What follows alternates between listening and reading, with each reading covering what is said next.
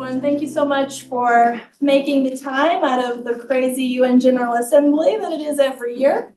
My name is Jessica Rowland. I'm with the Network for Religious and Traditional Peacemakers. I'm a senior specialist for inclusive peace. So welcome to New York if you're not based here. I'm really honored to bring together members of the Multifaith Advisory Council today. Many of you I see in the room. And we're joined by many online. So we'll just know that we do have some online participation as well. But I'm very honored to introduce our opening guest speaker for our wonderful welcome remarks with Dr. Francis Correa from Religions for Peace. Thank you. Thank you so much. Esteemed colleagues, distinguished panelists, and participants, I would like to extend my heartfelt gratitude to the Network of Traditional and Religious Peacemakers for co-organizing this event, Faith, Ethics, and AI, Shaping a Future for Global Peace. Together with the Religions for Peace, the Baha'i International Community, World Council of Churches, the Lutheran World Federation, Act Alliance, and the Fin Church Aid. It is also a great honor to welcome you to this vital discussion. Artificial intelligence is transforming nearly every aspect of human life. It is critical that we, as religious communities and peace builders, engage deeply with the ethical and moral challenges that AI presents. The rapid rise of AI brings with it immense possibilities, but it also raises significant ethical dilemmas, especially when it comes to matters of global peace. First and foremost, we must address the moral question of war in the context of AI. War has always been one of humanity's greatest moral failures. There is no just outcome to war that does not come with a price of human suffering and death. Now, with the development of and use of AI-driven autonomous weapon systems, or what some call killer robots, we are faced with an even more alarming reality. The prospect of wars waged by machines with little or no human oversight that reinforces the dehumanization and abstractness of war. When decisions of life and death are placed in the hands of machines, the potential of unintended fatalities and uncontrolled escalation is inevitable.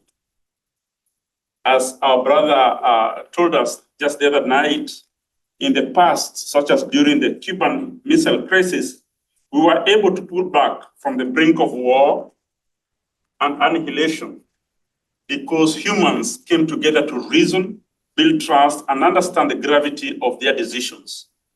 Machines do not have this capacity for empathy or moral reasoning. The second major concern is civilian harm.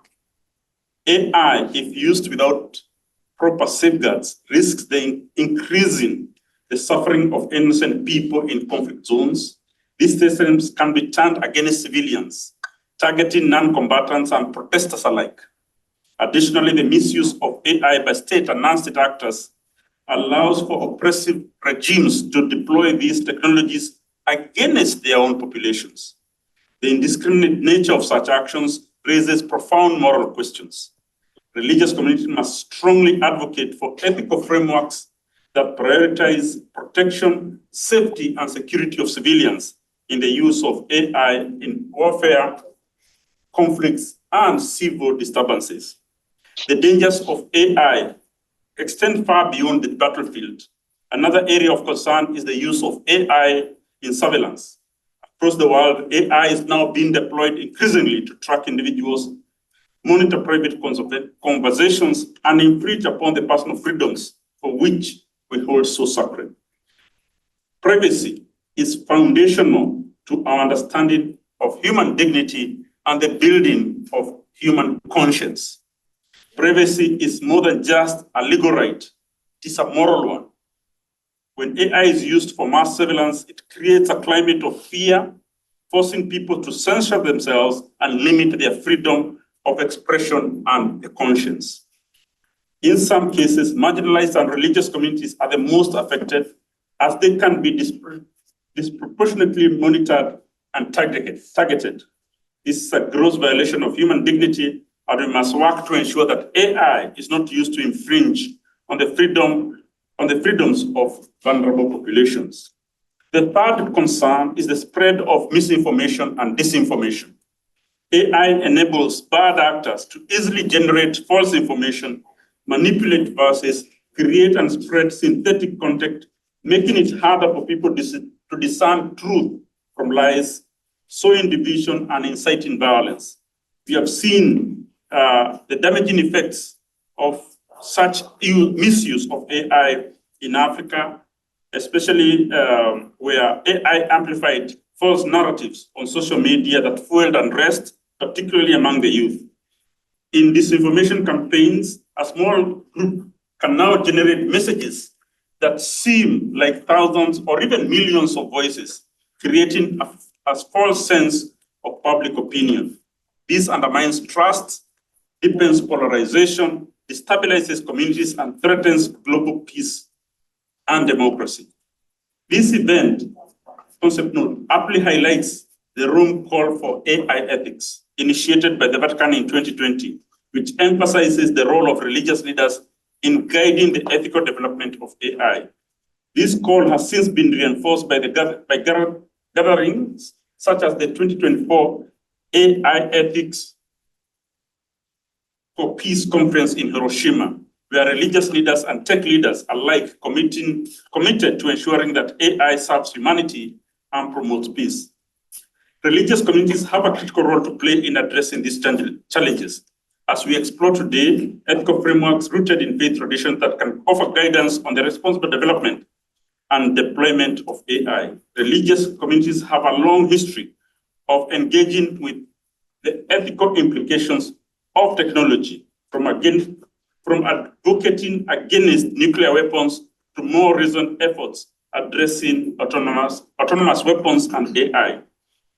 Religious communities and peace builders must push for AI to be developed in ways that are accountable, where decision-making processes are transparent and explainable to everyday people, and to ensure that they are subject to review by human oversight bodies. As we navigate this complex landscape, we must also remain vigilant against the biases embedded in AI systems. AI often reflects the prejudices present in the societies that create it, leading to discriminatory outcomes, especially for marginalized communities.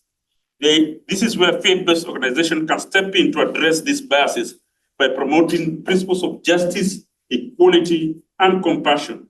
Faith leaders can advocate for development of AI systems that do not reinforce societal inequities, but instead promote fairness, inclusivity, and support human dignity. Faith actors can also play a pivotal role in shaping the global conversation, especially by advocating for voices of the most marginalized, those who are often left behind in the development of new technology. We stand at a critical junction in the development of AI, where the choices we make today will profoundly influence the future of global peace. It is essential to emphasize the importance of multi-stakeholder collaboration in addressing the ethical challenges posed by artificial intelligence. A whole-of-society approach is needed, bringing together governments, religious leaders, civil society organizations, academia, and the tech industry to ensure that AI is designed and developed with ethical and moral principles that serve the common good. Religious leaders, in partnership with civil society and governments, must advocate for international regulations of AI grounded in human dignity, transparency, and inclusivity. Finally, religious leaders have a moral responsibility to guide the ethical use of AI, promoting fairness, transparency, accountability, and the protection of human dignity. They should champion the principles of non-discrimination, privacy, and safety, ensuring that the rights and dignity of every human being are upheld in this new era of technological advancement. With that, I now turn the floor to Mr. Ryan Smith from the World Council of Churches to moderate our esteemed panel. Thank you.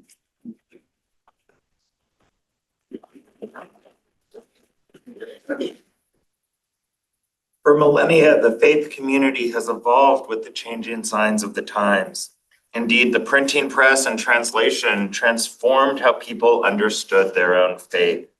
Today, we embark on a time where technology can actually learn, and we must be diligent in looking at how that technology and our deep understanding of faith work together. I am so pleased to be here with experts. I know how to pray, but they know AI.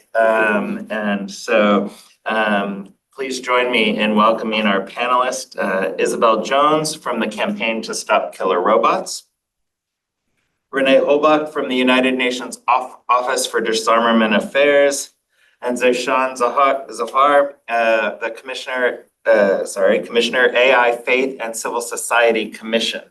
And we'll do a few questions. We'll start off with a question to all of you. So maybe we'll start with Isabel and just go down the line. But how are you and your offices currently working to shape AI and other forms of advanced technology?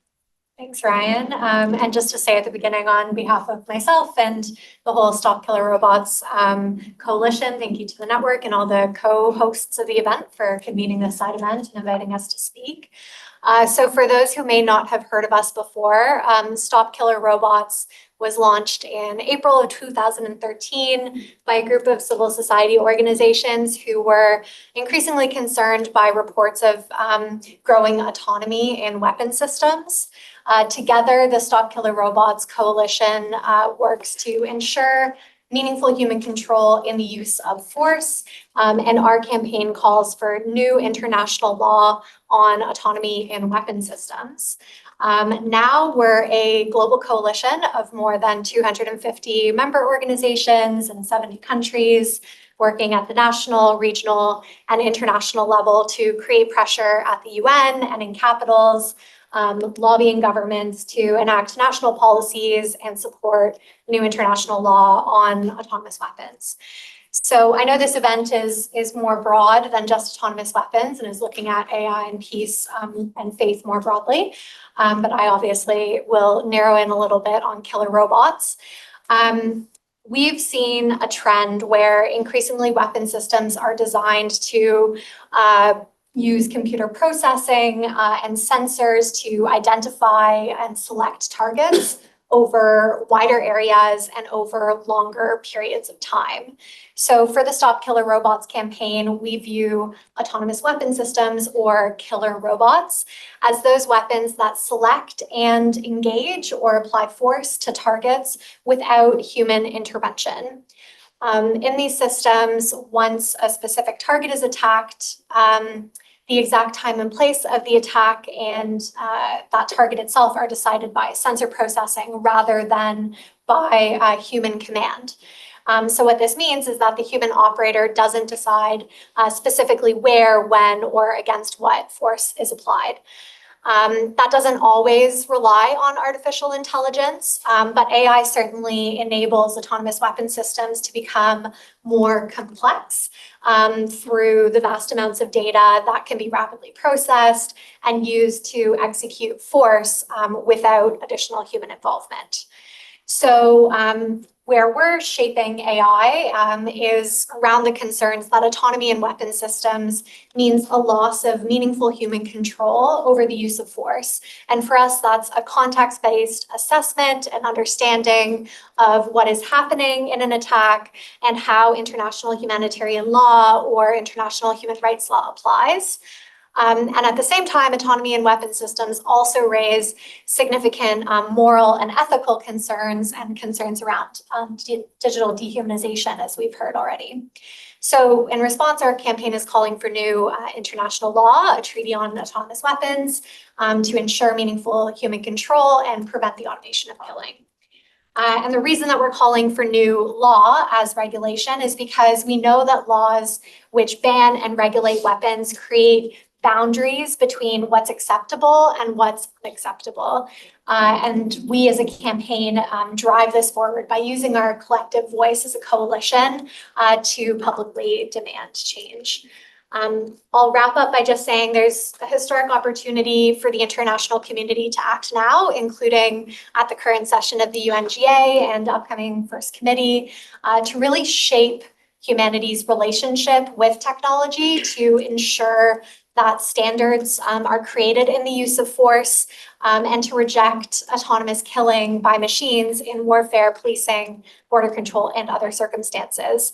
And that international regulation of autonomous weapon systems really does have wider implications for our relationship with technology and our ability to more broadly shape the rules that govern emerging and high-risk technologies in other areas of society as well. Thank you.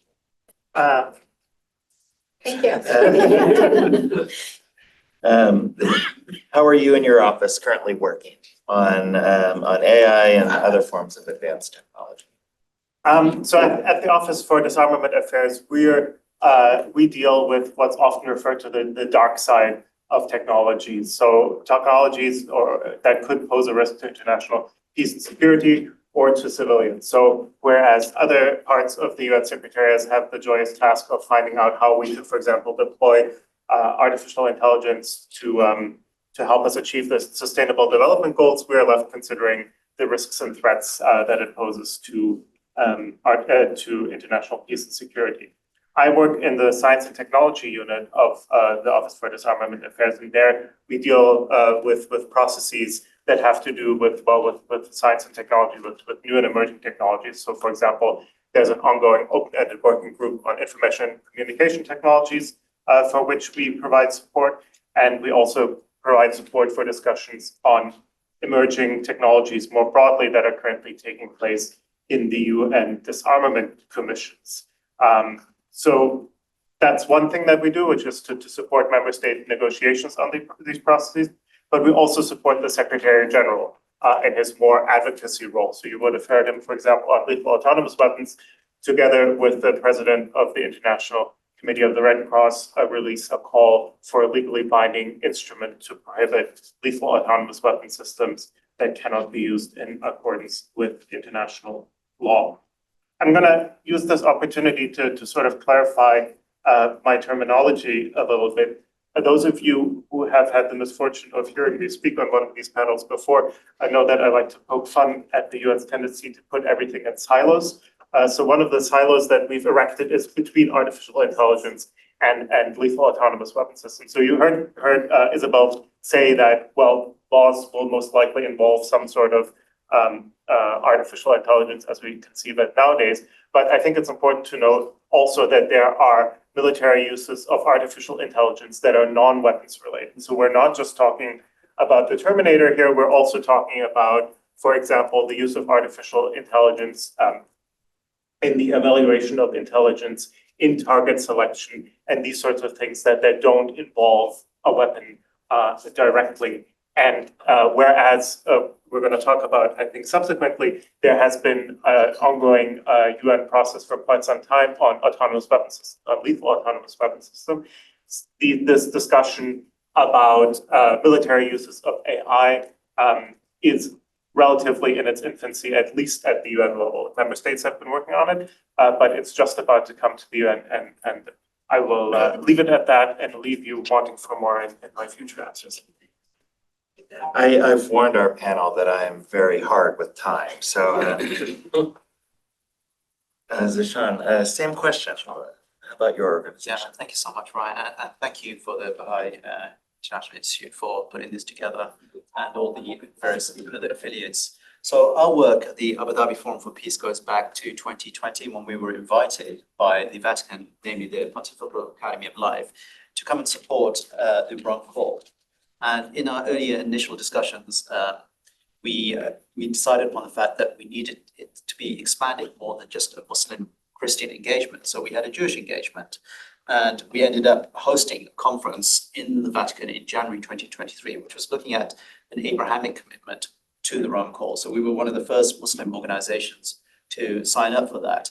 And I think it was quite a poignant time because ChatGPT was just released pretty much a month before that. And so you can imagine the fury and the clamoring that was happening around AI. And what we didn't anticipate was how far the discussion would reach into our respective Muslim communities, because it was broadcast live. And I think there was, a considerable amount of people live online just listening to the discussion. And I think one of the most promising things about that discussion was not only the mere fact that we were there to endorse and support the Rome Call, but what else can we do to take the message home of these key principles to our respective faith communities?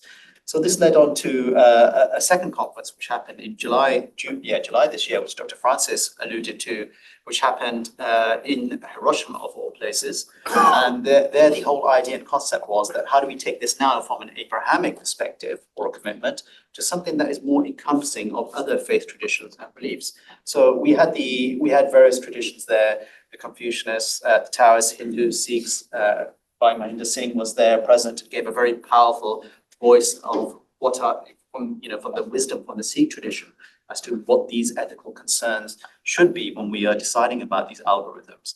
And the most important thing was that we managed to get religionists from all these different backgrounds to commit to the Rome Call. So our real task really essentially has been to amplify the message of the Rome Call, but also to go further on from what Dr. Francis said, and is a really important point. Paolo Francis Benatti, who some of you may know, who's a professor at the Gregorian University at the Vatican, he coined this term called algorethics. And I think it's a really important terminology that we should all familiarize ourselves. And it's really about introducing the notion of ethics into algorithms. And that's what we have based most of our work, certainly at the AI Faith and Civil Society Commission, which fell out of the Rome Call. So the Rome Call looks for this a call to action. So they're looking for partners and affiliates to amplify the key principles of the Rome Call. So we decided to establish this at the start of this year. We had our first conference launched in Abu Dhabi. We hosted our conference, which was great considering it's a small young nation, but extremely competitive and innovative in its technological advancements. So they were very keen to think about how do we looking at technological advancement, but let's consider the voices of the faith fraternity. So essentially in the last 8 to 9 months, the AI Faith and Civil Society Commission has been working really hard to try to bring in voices that are unheard from various different faith communities from around the world. We've assembled a wonderful group of AI commissioners and associates who really do represent various faith groups. Most of those faith groups are represented on that. But the most important thing is really being able to hear the insights of what is happening in the global south. And whilst technology is being created in Europe and namely North America, how will it impact those various communities? And that's what we are trying to do, is try to garner that insight from the end users mostly, and how it will affect them. So we've taken a more so of a whole society approach. It's a multi-stakeholder approach to try to engage with policymakers, faith societies, tech experts, and act as a thread between these really important areas of work. We've also looked at collaborating with various organizations like the Future of Life, Turing Institute, and we've just recently launched a new website which has a whole host of resources and tools and interactive map that looks at all the various work that's happening around AI, but also tools to help faith leaders, such as this booklet, which is downloadable on our website, to educate faith leaders, but also educate followers of faith as to the importance of ethics and where we are with AI today, because people are really lost. The technology is moving really quickly. So it really just root people to be aware of some of the challenges that we're going to face. So Isabel, I'm going to come back to you. How do you see the global advocacy efforts against autonomous weapon systems progressing, particularly in the light of the increasing reliance on AI in warfare? And then what role can ethical frameworks play in that advocacy? So when the campaign was founded, it was really calling for a preemptive ban, a preemptive treaty on autonomous weapon systems. Unfortunately, I think we're now much more in a situation where the technological development has outpaced the diplomacy. And there are increasing reports of weapon systems with autonomous functions, and also, as Renee mentioned, AI being used in the wider military domain with AI decision support systems or AI target recommendation systems. And then those are being reportedly used in ongoing and current conflicts. So just some examples, since last year, there's been reporting of Israel's use of wider AI military tools in Gaza, like the Hapsora or the Gospel system in Lavender. And these have really shown, I think, the devastating and unacceptable harm that can result from seeking to increase the speed of violence through AI and automation. And also demonstrate the kind of erosion that we're concerned about with meaningful human control and decision-making in the use of force, and that reduction of people to data points. But we've also seen the weapons development programs of other states like US and Russia continuing to show that countries are looking to see how they can form a kind of military advantage through increasing autonomy in weapon systems and the use of AI in the military domain. So I think now more than ever, with international norms under threat and witnessing humanitarian harm, it's so important and critical that we strengthen and clarify and expand the rule of law at the national and the international level. And of course, for us, that's through the negotiation of a treaty on autonomous weapons. The good news is that global advocacy efforts are making a big difference, and the momentum that has been building against the use of autonomous weapon systems is very strong. I have a very, very long list of dignitaries and international leaders, faith leaders that have called for the negotiation of such a treaty and have raised concerns about the risks of autonomous weapons. Maybe for a time, I won't go through all of them. But for this event, I think most relevant faith leaders have been raising their voice against killer robots for well over a decade. Back right when the campaign launched, 70 plus religious leaders, representatives, and faith organizations signed an interreligious declaration calling on states to work towards a ban on autonomous weapons. Faith organizations have continuously delivered interfaith statements and declarations in diplomatic discussions on this issue. At the recent meeting in Hiroshima that was mentioned, Pope Francis made a statement calling for the ban on autonomous weapons and said it's urgent to reconsider their development and use, and that no machine should ever choose to take the life of a human being, which I think gets to that core kind of ethical issue. I won't go through the whole list, but I'm happy to share it with you if you're interested in other stakeholders who have kind of taken up this call. I think the important thing is that the mounting public concern and pressure that is created by the increasing public conscious of this issue has also influenced states and their engagement on this topic. And now 125 states are calling for the launch of negotiations on a treaty on autonomous weapon systems. So I think that it's clear that advocacy efforts have built that significant momentum and have also established a global expectation of what is needed. And what we're seeing with the increasing use or reliance on AI in the military domain and in current conflict settings is that there is an urgency to begin negotiations of this treaty.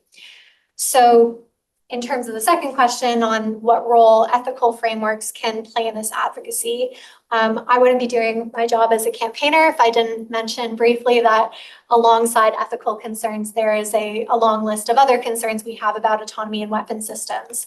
Legal concerns related to compliance and applicability of international law, human rights concerns, international security and stability concerns, and technological concerns. But I think underpinning all of that are the critical ethical and moral concerns related to delegating life and death decisions to machines, and the dehumanizing effect and erosion of human dignity that would have. So it's critical that ethical frameworks and considerations are raised in our advocacy because they're often, I think, overlooked in some of the diplomatic discussions where the focus is more on the legal considerations or the international security considerations. And this is really true of how we think about technological development in the broader peace and security context, but also how we think about our relationship and our role with technology and advancing emerging technologies. Because I think globally we're seeing this influence of AI. The public discourse around AI is that it will transform our societies for good or for better, depending on what department of the UN you work in. And the reality is that that often prioritizes an approach that thinks about speed and precision and efficiency. But technologies, whether they're AI or other emerging tech, they aren't intrinsically good or bad. They are tools that are created and used by humans. So I think it's critical that we take an ethical stance. We think about what it means when we develop these systems and what we and the impact of their use and the humans that are at the center of that, both in terms of our agency of what we create and the people who will be impacted by them. So I'll just say one more thing to wrap up, Ryan, is that machines are not moral or ethical agents. They cannot see people, they only process data. So when we as the Stop Killer Robots campaign talk about autonomous weapon systems being at the kind of extreme end of a scale of digital dehumanization, it's because we believe that the process of reducing targets to simply data that's then processed by a machine is depriving of dignity, it's demeaning of individual humanity, and it replaces or removes the human involvement or responsibility through the automated decision-making or the autonomous decision-making. And our humanity, our complex identities should never be reduced to physical features or patterns of behavior to be analyzed and pattern matched by systems that are unable to understand concepts of dignity, of human rights, of liberty. People wouldn't be seen by killer robots. They would just be processed. So deciding to draw a line against this, against technologies that apply force without meaningful human control, really provides a fundamental ethical test of our relationship as a whole with AI and new technologies across all areas of society. I rarely hear efficient and fast as a way to describe UN systems. So Did I say that? Our approach to these things. But Renee, can you talk to us what mechanisms exist now or need to be developed to ensure that the governance of AI and autonomous weapons remains ethical and inclusive, and how can faith-based actors contribute to these mechanisms? And then I'll have a follow-up. Sure. Thanks, Ryan. I'll address this in sort of two segments, as I indicated before. We have the autonomous weapons systems discussions that have been ongoing for some time, and the somewhat more nascent discussions on other military uses of AI. So on autonomous weapon systems or lethal autonomous weapon systems, there have been discussions ongoing in the framework of the Convention on certain conventional weapons for some number of years. There's currently what's called a group of governmental experts that brings together negotiators from all of the high contracting parties to the CCW. And it has a mandate that runs until the end of next year to consider and formulate by consensus a set of elements of an instrument without prejudging its nature and other possible measures to address emerging technologies in the area of lethal autonomous weapon systems. That's the mandate. So it's to speak about elements without sort of defining what the shape of the final outcome would be, though it must of course be said that the CCW is a framework convention, and historically it has dealt with new technologies by adopting new protocols to that convention that either prohibit or regulate certain conventional, meaning non-WMD, non-weapon of mass destruction technologies. In addition, the topic has been taken up by the General Assembly of the United Nations, just across the way, which last year mandated the Secretary General to submit a report on lethal autonomous weapon systems on the basis of views submitted by states and civil society. And the first part of that is kind of business as usual in disarmament world. We ask states to submit their views. The SG synthesizes them and then also adds some observations and recommendations on it. But what was really unique about this process, or thus far unique in innovation, was to also open it up for civil society to submit views. And we did receive a large number of views from civil society, in addition to a record-breaking number of views by states. And that report has now been issued. It's available on the UN's official documentation system. If you want to have a look, it's A/79/88. Somebody's laughing, but to us documentation nerds, those numbers mean something. I'll just maybe give you some brief highlights from the SG's observations and conclusions and leave you to digest the whole 95-page oeuvre in your own time. But the SG noted that there was widespread concern about the ability of laws, meaning lethal autonomous weapon systems, to change warfare and strain or erode the legal frameworks that currently govern warfare. He also noted that there was a real sense of urgency among states to deal with this issue. He called on the group of governmental experts that I mentioned earlier to fulfill its mandate, to arrive at those elements by 2025. And he encouraged the General Assembly to continue to consider the matter, because as Isabel noted, there are a number of considerations that go into lethal autonomous weapon systems, not all of which are really on the day-to-day agenda of this group of governmental experts, which really takes a very security legal view of the issue. And he also encouraged the full implementation of international law applicable to those systems. And I think that's sort of an important and underappreciated point.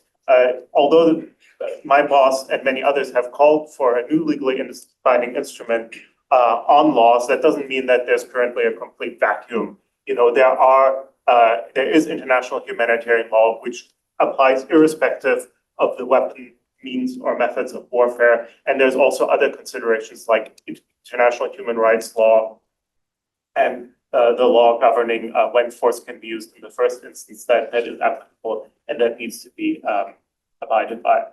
I would also certainly get fired if I didn't mention that autonomous weapon systems featured in the just adopted Pact to the Future. In it, the heads of state and government decided to, and I'm quoting here, advance with urgency discussions on lethal autonomous weapon systems through the GGE on laws, with the aim to develop an instrument without prejudging its nature and other possible measures to address emerging technologies in the area of lethal autonomous weapon systems, recognizing that international humanitarian law continues to apply fully to all weapon systems, including the potential development and use of lethal autonomous weapon systems. So that's really a political commitment from the highest level to make some progress in that GGE, and recalling, importantly, as I just said, the applicability of international law to those systems. A word now about the non-weapon military uses of AI. This is something that has gained increasing attention amongst member states in recent years. There have been a number of state-led processes outside the UN. I think the biggest one was called RE-AIM, which was launched by the Kingdom of the Netherlands and the Republic of Korea. They've had a number of summits on the issue. The most recent one took place in Seoul I think last month. And the member states are about to bring this conversation to the United Nations, to the General Assembly, in my opinion, where it belongs, because this is the forum where all member states, very nearly all states on this planet will be able to have an input. There's a draft resolution that's currently being negotiated, so it's not in its final form yet. But the draft resolution, as it's written now, would again mandate a report by the Secretary General that would allow both states and civil society to have an impact. So I would certainly encourage you all to keep an eye on that. And when the time comes, if it's adopted in its present form, then early next year, you would see on the website of ODA a call for submissions by civil society. And, I think to sort of just touch on the second part of the question in wrapping up here, there has been a real effort certainly by the Secretariat of the United Nations, but also by member states to make these discussions more inclusive of civil society, and that certainly includes faith-based organizations. I mentioned the Secretary General's report on lethal autonomous weapons system, which had an unprecedented opportunity for states to input. There are also opportunities for states for civil society organizations to take part in the group of governmental experts on laws that's taking place in Geneva. These opportunities are somewhat limited, and this continues to be a domain where some states feel very strongly that these are matters of national security to be discussed by states only amongst themselves. But I think that when one looks at the arrangements for these sorts of processes, especially the newer ones, the tide is turning a little bit, and there are increasing opportunities for inputs, both formal and informal, by civil society organizations. And just a quick follow-up, I think you've already talked to us a bit on how civil society can engage in these processes, but AI is often viewed as both a tool for peace and a potential threat to security. So how can the governments and multilateral institutions balance this both good and bad, or good and evil, if we will? How can we make sure that AI is harnessed for peace building while mitigating the risks? And maybe top one or two ideas there. Yeah, okay, well, duly noted. So I think I'll say that from the perspective of ODA, which as I mentioned sort of deals with the international security side, less with the potential beneficial uses of AI elsewhere. I think an important first step is for states to arrive at a shared understanding of the threats and risks emanating from artificial intelligence. This does not mean that states have to come to a formally negotiated agreement on all aspects of that question, but it's very important to have that discussions. We've seen it be an important first step in other processes. So, for example, there's an open-ended working group on information and communication technologies that's been ongoing for some time. There was more recently one on outer space security. And this is really an important first step. Where do we see the threat perceptions? Because they may be very different for a large military power that is perhaps already employing artificial intelligence to a smaller state, perhaps in a conflict-ridden region. So I think that's a very important first step. I think also important to mention here is that the Secretary General has called for what he calls a more networked multilateralism that engages civil society, academia, and the private sector. So that means making these processes accessible to organizations like yours, to make sure that those perspectives are heard, but also to engage with the private sector, because in most new and emerging technologies, and certainly in artificial intelligence, the innovation isn't coming from governments anymore. It's coming from the private sector. That doesn't mean they should be in charge of regulations. Certainly, the Secretary General is not suggesting that we should take the decision-making power away from states. But in order for states to make informed decisions, it's important for them to hear from those private sector actors and to create mechanisms to engage with them. Zishan. AI technology often reflects the biases present in society. And I'm thinking I'm asking this question on a panel with 4 men and 1 woman. But which can lead to discrimination, especially against marginalized communities. So how can faith-based organizations help in addressing this bias? Challenging question. So there's 3 main areas. Before I mention those 3 areas, I want to just highlight Religions for Peace for the great efforts that they placed in terms of hosting the event in Hiroshima. It was for us, a very seismic event for faith leaders, because we were able to reach to a world that we don't often hear. So thank you for that. But the 3 main areas that I wanted to focus on was advocating for a more inclusive AI design, acting as a watchdog and raising awareness amongst faith leaders, and also highlighting the importance of human dignity in AI development. The first point about advocating for a more inclusive AI design, we all know that AI works on huge amounts of data sets. And one of the challenges I think we have with the current setup is that those data sets are dependent on digitization. And digitization is so much more advanced in Western societies than it is in any other part of the world, especially the global south. So all of a sudden, AI platforms are having to deal with the challenge of dealing with information in different languages. And unfortunately, with the lack of digitization, we are sometimes going to see a real underrepresentation of various groups from around the world that need to be brought into this conversation.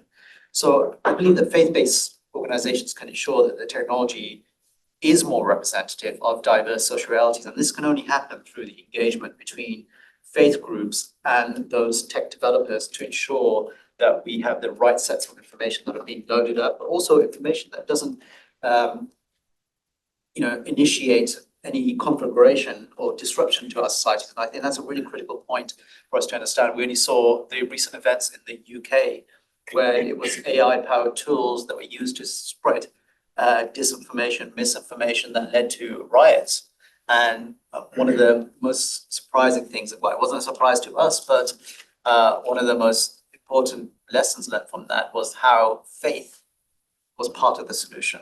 Because we saw an imam who came out and to demonstrate and to negotiate with those individuals who were fed a misrepresentation about an issue, to really appease those crowds and really tell people who they were about. And it goes back to something in our Quranic scripture, that we were made to know one another.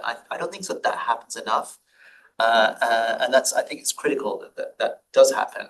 I'm glad to say that, tech companies like Microsoft and IBM and the engagements that we've had, their heads, Brad Smith and Dario Gill, have been really open and welcoming to faith groups to be part of the solution.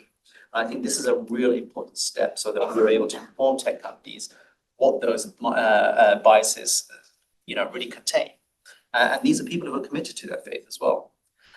So really about ensuring that technology is more representative of diverse social realities, and also, as I mentioned already, that we don't want to continue that disruption, which will lead to nihilistic ends. So at the Commission, we believe that faith-based organizations are strategically placed to do this. And there's a few reasons for this. One is that, a lot of these faith groups have got centuries of experience in dealing with corpses of virtue ethics. So have them part of this solution. It's not about just looking at ethics from a modern construct. It's about looking at what our faith actually looks at, how our faith actually deals with developing virtue ethics based on the methodologies that are existing. And the Abrahamic faith traditions have produced corpses of work in the last 500, 600 years about this. Secondly, acting as a watchdog. I think faith leaders and religious actors are in a prime spot to raise awareness amongst their communities around these biases, because they are also the specialists within their faiths. But also they're able to almost bring up the alarm of some of the concerning factors. And we saw this in COVID-19, when faith groups really played a real critical part in trying to be able to understand some of the insights that were coming within our communities. But also faith leaders played a critical role of creating awareness, educating them around vaccines. And this was a remarkable step, I thought, of demonstrating the power of faith and how pivotal faith leaders are to be part of this whole process. I missed some points earlier on, which is that at the Commission, we work really closely and we're really cognizant of working across ethnic and racial minorities and low-income backgrounds. But we also have specialists who work for civic society organizations around disabilities. So having these perspectives are really critical, because what we don't want to do is inherit the ills of what we have seen with social media.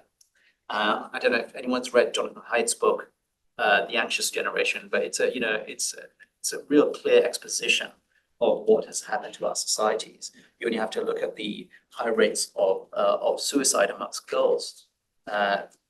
Social media is forcing people to be, inauthentic of themselves. So how do we create that authenticity about people? And the last point is really important. I think if we, from a starting point, if we ensure that human dignity is at the center of any AI development. And what do I mean by this? My president of my organization, the Abu Dhabi Forum, Sheikh Abdullah bin Bay, he's probably the leading Muslim philosopher in the world today. He always says to us that whenever you think about values and virtues, and it's not a surprise, we all share values and virtues that are very, very similar. But when you're thinking about those values, always ensure that they are values that no two people will differ about. And that's critical. And that's why we at the forum, we initiated the Charter for a New Alliance of Virtue, which brought together all religious groups from across the world to develop these codes of principles of what virtues look like. And I think having the right virtues embedded into algorithms and being able to speak and engage with tech companies is absolutely critical, because we will then eliminate those biases that occur in these technological algorithms. And the last question for me, and then we'll get to open it up so that others can receive your all's brilliance. But what specific steps need to be taken to ensure that ethical considerations, including those rooted in faith traditions, are integrated into the international regulations governing AI, especially autonomous weapon systems? So I have to be honest and say that at the AI Faith Commission, and the work that we do, it's not been an area of focus for us. So I'm holding up my hand here, but what I do see is the opportunity of my fellow panelists and other individuals in this room for us to be able to engage on that and what that looks like in the future. However, what I would say that it's not lost upon faith groups and institutes the importance of nurturing peace in our societies. We've been at the forefront of this for the last 2 or 3 decades. You only have to look at the Religious Peace, the Abu Dhabi Forum, the work that the Network for Religious Peacemakers does, and everyone else. I have no doubt that there's not an organization that's on the logo here or people around here who've been working on peace.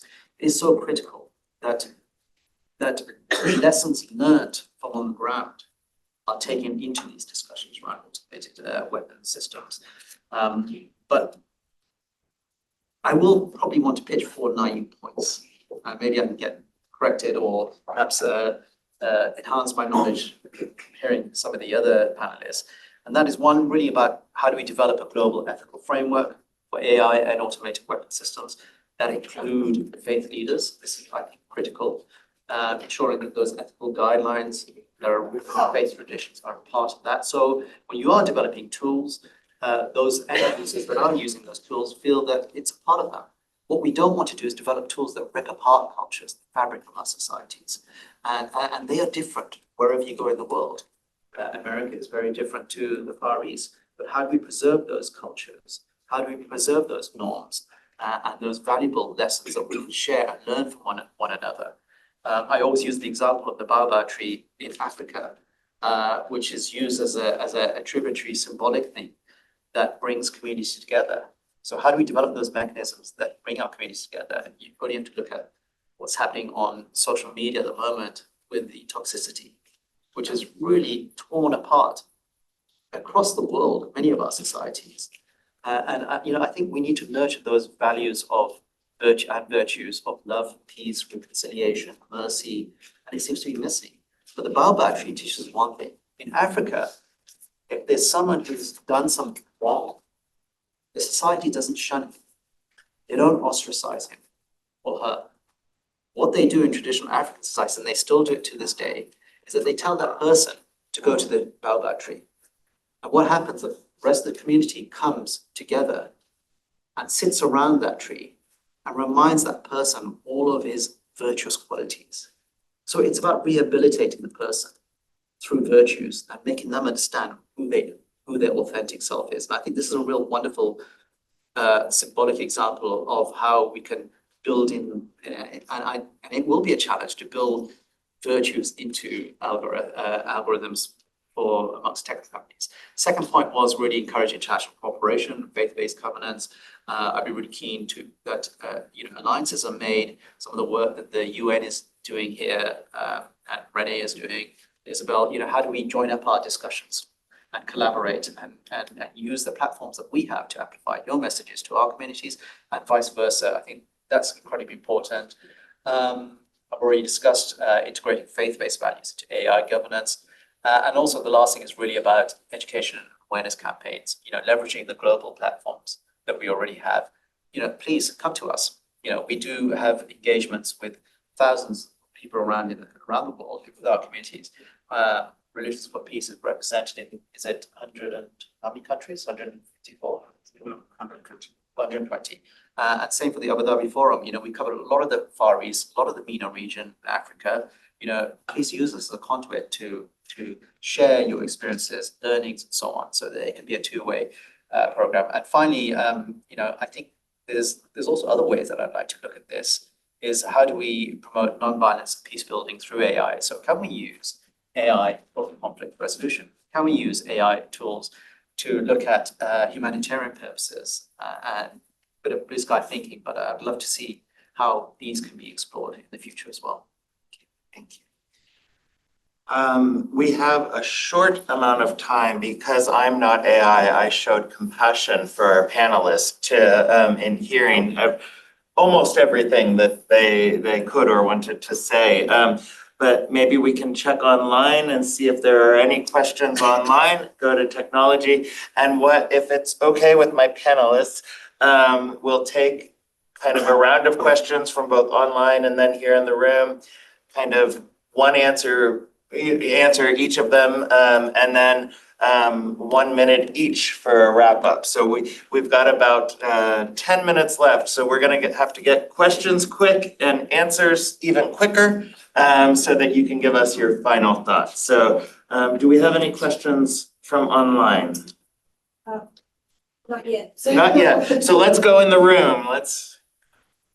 Well, thank you everybody for your really interesting thoughts. My name is Emma Jackson. I'm working with Religions for Peace, but also have studied tech and peace building in my graduate studies. So as Isabel mentioned, tech has far outpaced diplomacy. And as Renee pointed out, international regulations are still in the infancy, but a lot of work is being done. At the same time, these technologies are being used already in war, and one report said that from Foreign Policy said a Ukrainian company, Sacker, claimed that they deployed a fully autonomous weapon system capable of making its own decisions. So it's not only in the development, but it was actually deployed using AI. And while it's not independently verified, this clearly exists. And based on my understanding, there's a real disconnect between states and their interest in innovating and using AI to optimize security or war in their perspective, not necessarily for civilian support, which makes this a binding international regulation very difficult. And as Zeshan mentioned, there's a need for inclusive design. So I've been thinking more about this from a design angle. How are religious communities really going to be at the table with tech companies? Because the proactive, there needs to be more proactive, because the reactive measures and international regulations are not enough, clearly. So I would love to hear from each of you if you know of any windows of opportunity where religious communities and peace builders have really had a seat at the table with tech companies, because what is their interest, right? Their company, they're interested in capital gain. So I'd just be curious to hear from you if you have any hope in that sense, not only from an international regulation perspective. That was a very good question. I'm Arne Danielson from the Lutheran World Federation. Thank you so much. I think this is important, and it's I think all of you gave us a lot to think about, actually. The subtitle of our event today is Shaping a Future for Global Peace. And we had a very interesting event earlier this week with many of the same partners, actually, talking about peace as transformative peace, not just as the absence of war, but as sort of thriving communities, thriving societies.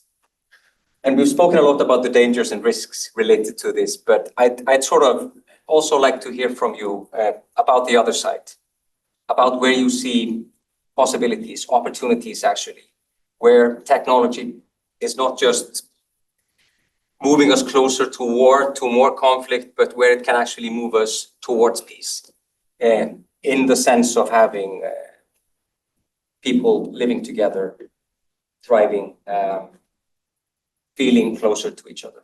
So if you could offer some reflections on that. I think one more, Bonnie, one more question, and then we'll go to our panelists. It's very quick. It's just a thought that came to mind based on the discussion and the balance between the speakers.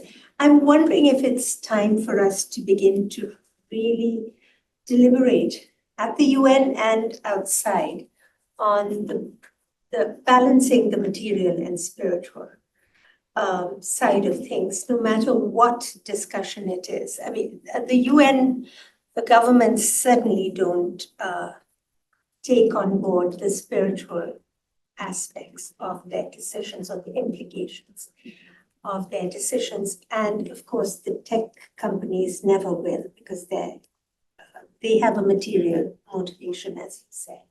So will it happen at the UN? Can we bring this discussion to the UN, is my question.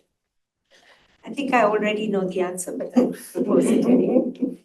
And not to forget our love of technology, we do have one question from online. So Jess, could you read that to us? Yeah, so the question is if there are any current legislation, whether at the national or international level, or it's encouraging cooperation between governments, because he's saying that the UN Secretary General said that currently every country is kind of doing their own thing. So lots of questions with a short amount of time for answers, but let's start with Sesha. Yeah, I'll definitely keep mine quite short. So in response to Emma, I think some of your question links in with hers. Do faith groups have a seat at the table? I think there's some room for optimism. From my recent experience of engaging with the Vatican and some of the work the AI Commission is doing now, is that the tech world is interested in listening to us, probably more so than policymakers after my recent visit to Brussels, and mainly because they think that the policymakers are marking their work. Whereas with the faith world, there are individuals within these tech companies where faith is really integral as a part of their life, day-to-day life. So they're open to these suggestions. And we've had good engagements with IBM, Microsoft, a few other organizations, lesser known. But it needs to happen more than that. I did have one engagement with a named tech company who just developed their ethical policy. And they said that they represented it on faith. And I said, how did you get the voice of, say, for example, the Muslim community or the Hindu community? He said, oh, we have a tech guy there who's Muslim. And I said, well, is he an expert in his faith? Does he know virtue ethics and so on?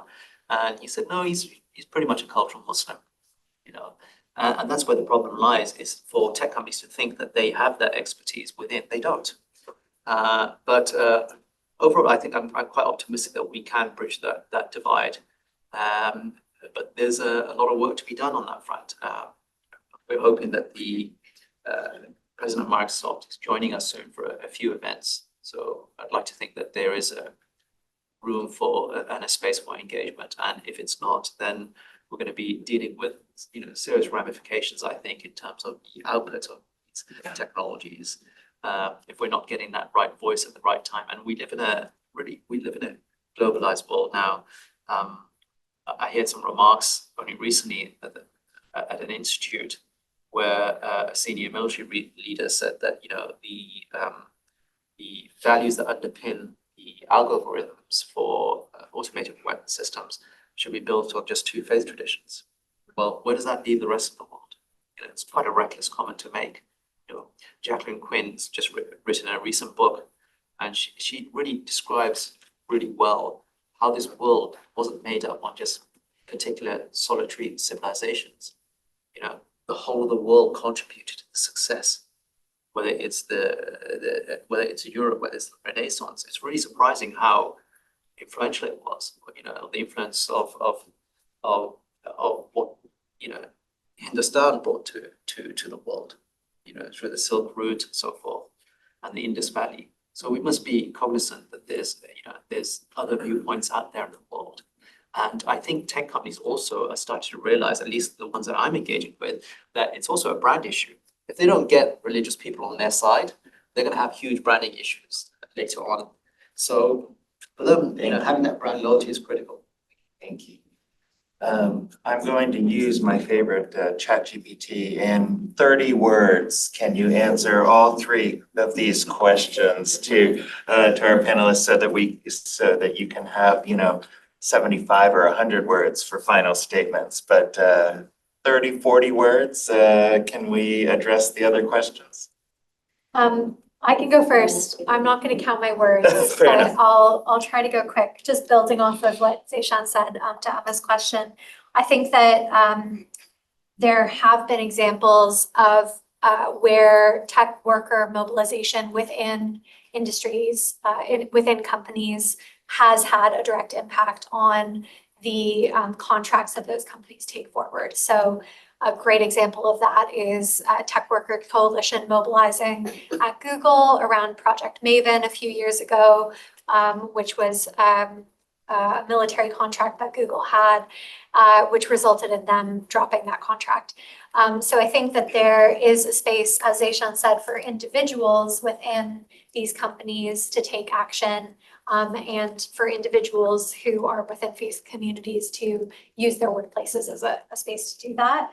But I think as well, building off what Zeishan said, if we're thinking about the design stage and kind of ethics in design and the whole of the life cycle of some of these, especially dual use technologies, there are critical ethical questions at play in the development and design of these algorithms and technologies. The trolley problem, I feel like, is the most famous ethical problem that comes up in these conversations. And there, having a pluralistic approach to what we're talking about when we consider what the ethical considerations are, it is another place where I think faith communities could have a massive impact.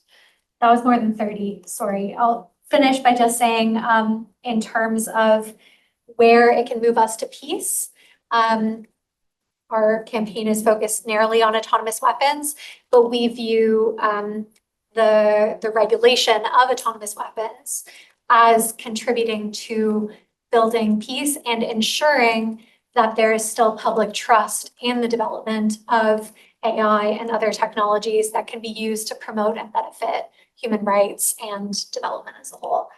So they're part of the same problem. There's no peace without development. There's no development without peace. On the question of how we balance the material and the spiritual, you know, the UN is firmly on the temporal side of things, not the spiritual side of things. But I think ethical and moral concerns have been a driving force for disarmament from the beginning. So, you know, one of the first disarmament accords that was reached was to ban dum-dum bullets, expanding bullets, and that was out of moral outrage at the damage that these weapons were inflicting on the human body. They weren't outlawed because they were illegal, you know, that's a tautology, but they were made illegal because there was this ethical and moral outrage. I thought one state said in their submission to the laws report something that's sort of maybe unintentionally profound, but that you know, the law is sort of how we express our ethical and moral preferences. And you know, on the encouraging cooperation between governments and my boss's somewhat gloomy comments on that front recently, I will say he's on the one hand not wrong. You wouldn't expect me to disagree with him publicly, but on the other hand, there's also some, you know, there's also some positive rays of light, right? So there was an agreement on a pact to the future, which is an agreement about everything more or less that the UN is working on at the moment. It's maybe not as ambitious as we would like it to be, and in some respects, but the fact of the matter is when when the time ran out, they were able to agree on something. In this armament world, we see lots of failures to reach agreements and so on and so forth, but member states continue to try. We have, if anything, more mandates now than we had 5 years ago for the Secretary General to do things, to produce reports, but also for new groups to hold discussions on new topics. So governments are still trying, and they still see multilateralism and the UN specifically as a way to deal with these fundamental challenges. And I think we actually are over time, but I'd like to give the panel just, I will give you 2 sentences for final remarks. And then, Bonnie, I don't know if there's space, but maybe afterwards folks could ask questions or stuff, maybe in the lobby or outside the building perhaps, or email. There's lots of ways to get more information, but 2 sentences. Let's start with Renee. We haven't started with Renee, so let's start with Renee for 2 sentences. I don't really have a lot more to add, except to say that there are being a civil society in the disarmament space can, I think, be frustrating. The opportunities for engagement are limited, but they are there and they're growing. And I encourage you all to sort of keep up with the work of our office and the processes that we do, and to make use of the opportunities that those processes afford. And based on that, more will come in the future. Isabel. Technology can and should be used to promote peace and justice and human rights and equality. But in order for that to happen, we need to take responsibility for the development and use of the technologies that we create and the roles that they play in our lives. And we have the opportunity to do that. I'd like just to say that I wouldn't underestimate anyone's actions on what they can do within this arena. In Hamlet, it's Hamlet calls his mother, the Queen, Gertrude, over and says, look in the mirror, see yourself. And I think that's what we all need to do, is to look in the mirror, what part of humanity do we want to see in the future? What we don't want is a reflection of our social ills in society. So I'm really keen for everyone to think that they can play a part, whether that's just educating yourself or educating your children or being able to be a voice of advocacy. I think these are really, don't underestimate your role, basically. And thanks to you all for joining us. This is, it's been so engaging to me, and I've learned so much from our amazing panel. So thank you, and thank you to the faith community and governments who have joined us for these conversations. I think these conversations will continue. I hope they need to, we know that. So thank you to our panel.